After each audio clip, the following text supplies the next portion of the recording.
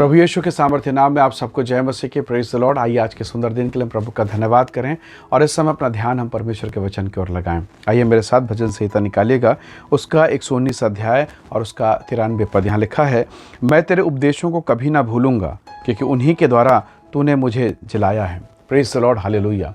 परमेश्वर के लोगों, प्रभु का दास, प्रभु का सेवक दाऊद अपने जीवन के अनुभव को बताता है पवित्र आत्मा में होकर कि परमेश्वर, मैं तेरे वचन को कभी नहीं भूलूंगा, तेरी प्रतिज्ञा, तेरे वायदे को कभी नहीं भूलूंगा, क्योंकि यही वायदा है, यही वो वचन है जिसके द्वारा तूने मुझे जीवित रखा है, तूने मुझे आशीषित किया है। दाऊद के जीवन को देखिए, कितनी तकलीफ, कितनी पीड़ाएं थी।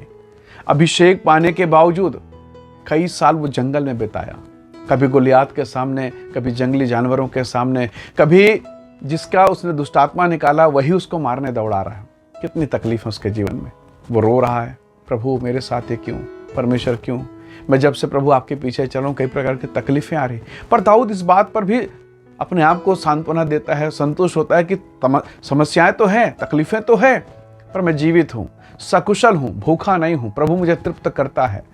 बीमारियां हैं, चंगाई भी प्रभु दे रहा है। Praise the Lord, hallelujah. यानी परमेश्वर के वचन के आधार पर वो कहता है कि प्रभु तूने मुझे जिलाया है।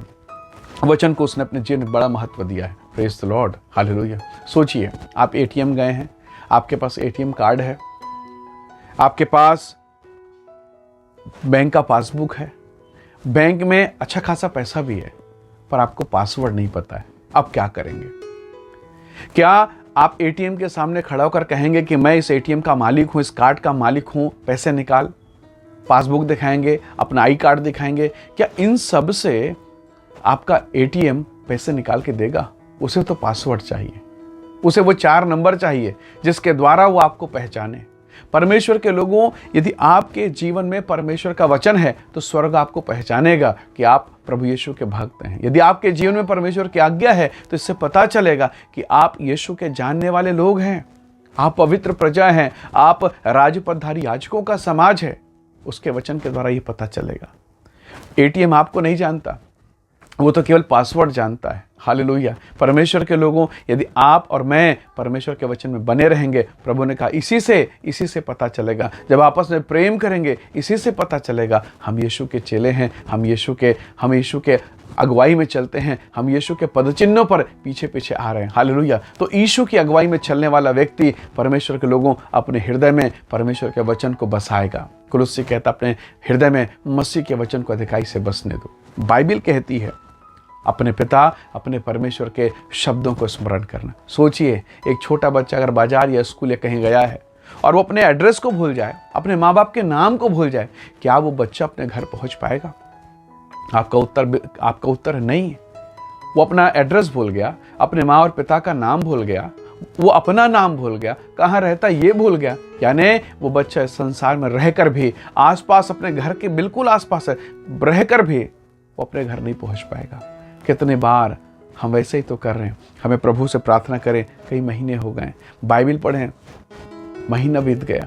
परमेश्वर के लोगों, मानो हम सब भूल गए हैं। बस त्योहार में या जब विपत्ति आती है, जब तकलीफ आती है, तब हम प्रभु को पुकारते हैं।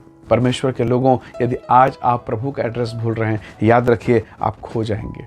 इसलिए परमेश्वर के लोगों, प्रभु से प्रेम कीजिए, प्रभु से मोहब्बत कीजिए। दाऊद कहता है, चाहे विपरीत दशाएं आए, कई बार मन में आता है, कई बार दाऊद के मन में भी आया। एलिया भी कहता है, परमेश्वर का दास कहता है कि प्रभु मेरा जीवन अब जीने के लायक नहीं। मूसा कहता है, प्रभु मेरा जीवन व्यर्थ है।